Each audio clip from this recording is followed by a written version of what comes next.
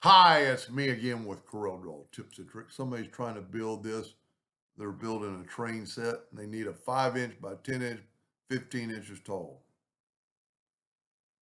And he's trying to use the common shape or basic shape. And there is one right there, as you can see, but you don't really have too much control.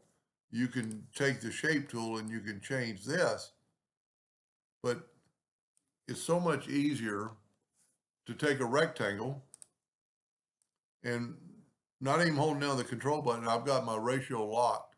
I'm going to make it 15 inches tall and I'm going to make it 10 inches wide. So there's our shape. There's our bottom. There's our sides. Two ways to do this. Go to object, convert it to a curve. One way, and maybe not the easiest way, but just to give him an idea, hit P, put it in the center of the page.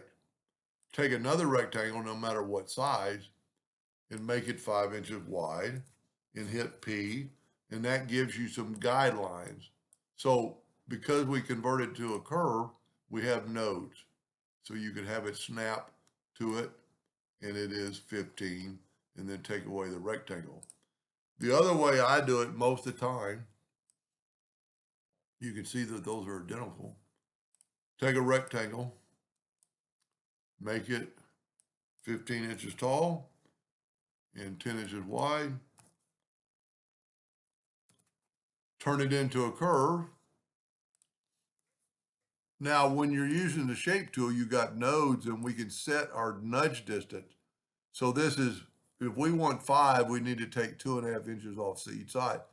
So I've already done it and set my nudge factor on 2.5 inches. Take your shape tool, select that node and right click the arrow key on your keyboard. Take that node and left click the arrow key on your keyboard. That way it will be exactly, well, we can measure it. You can just approve, go from there to there, and we have 5 inches. Go from there to there, we have 10 inches. Go from that node to that node,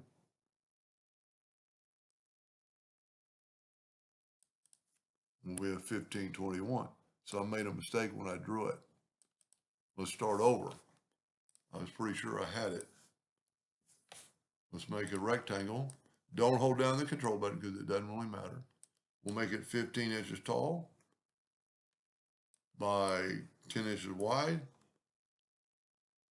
Turn it to a curve, convert it to a curve. Take your shape tool, select that and move the, so I've hit the right arrow key, the left arrow key. And now let's do the measurement again. We're going to go right down the middle. Oh, you know what I was doing? I was measuring that line, and that line is longer than 15 inches because it's an angle now. So I measured straight up. So I had it right the first time. So I'm just using a parallel dimension tool to give me some measurements. A lot easier than, I mean, that's a neat tool if you're just drawing. Yours might say basic shapes, but you really don't have too much control. You could, maybe make it 10 inches wide, but then you'd have to make it 15 inches tall. Whoop, that's the video from earlier today. Anyway, 2 ways to do that. I hope that helped them a little bit. Thank you for watching.